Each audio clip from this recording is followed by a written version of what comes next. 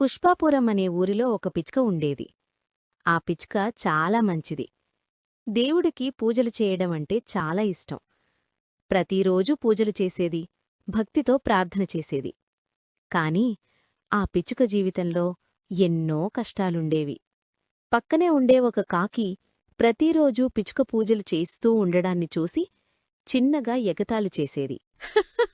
నువ్వు ప్రతిరోజూ పూజలు చేస్తావు కాని నీ జీవితంలో ఏమి మారింది?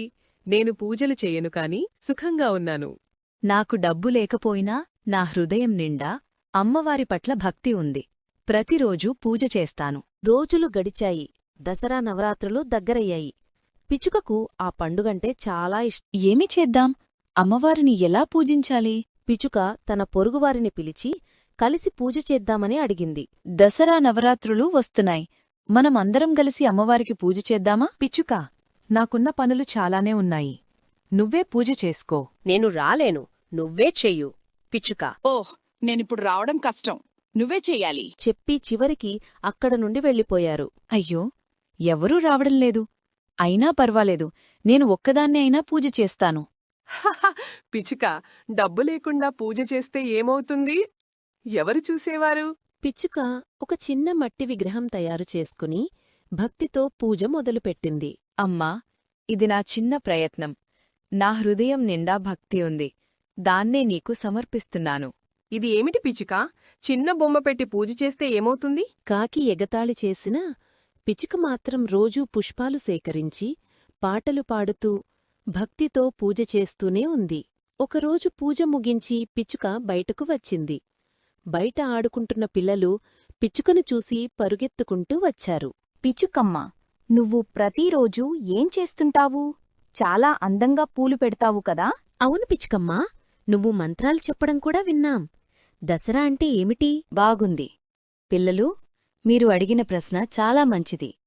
దసరా అంటే చెడుపై మంచి గెలిచిన రోజు. అమ్మవారిని పూజిస్తే మనకు ధైర్యం, శక్తి వస్తాయి. మనం ఎప్పుడూ నిజాయితీగా ఉండాలి, మంచి పనులు చెయ్యాలి అని ఈ పండుగ నేర్పుతుంది. ఎందుకీ పండుగ జరుపుకుంటారు? చాలా కాలం క్రితం ఒక రాక్షసుడు, మహిషాసురుడు భూమిమీద చెడులు పెంచేవాడు. పూర్వం మహిషాసురుడు అనే అసురుడు ఉండేవాడు. వాడు కఠిన తపస్సు చేసి బ్రహ్మదేవుడిని సంతోషపరిచాడు. బ్రహ్మదేవుని వద్ద వరం అడిగాడు. దేవుడుగాని జంతువులుగాని నన్ను చంపలేకూడదు అని. బ్రహ్మదేవుడు వరమిచ్చాడు. వరం వచ్చిన తర్వాత మహిషాసురుడు గర్వంతో అల్లరి చేయడం మొదలుపెట్టాడు.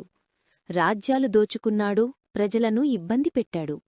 దాంతో అన్ని దేవతలు కలిసి దుర్గాదేవిని సృష్టించారు. దుర్గమ్మ 9 రోజులు మహిషాసురుడితో భీకర యుద్ధం చేసింది. 10వ రోజు కాళికాదేవి రూపంలో మహిషాసురుణ్ణి సంహరించింది. అప్పటినుంచి ఆ రోజుని విజయదశమిగా జరుపుకుంటారు. చెడుపై మంచికి గెలుపు సూచకంగా పూజలు చేస్తారు. అలా పిల్లలందరూ దసరా కథ విని ఆనందపడ్డారు. వావ్! అంటే అమ్మవారు మనల్ని రక్షిస్తారా?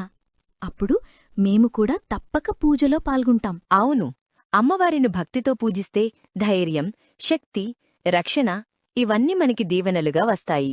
మేము మా అమ్మ దగ్గర నుంచి పూలు తెచ్చుకుంటాం. మేము స్నేహితులందర్నీ కూడా తీసుకువస్తాం పిచ్చుకమ్మా. తప్పకుండా, మీరు కూడా రండి.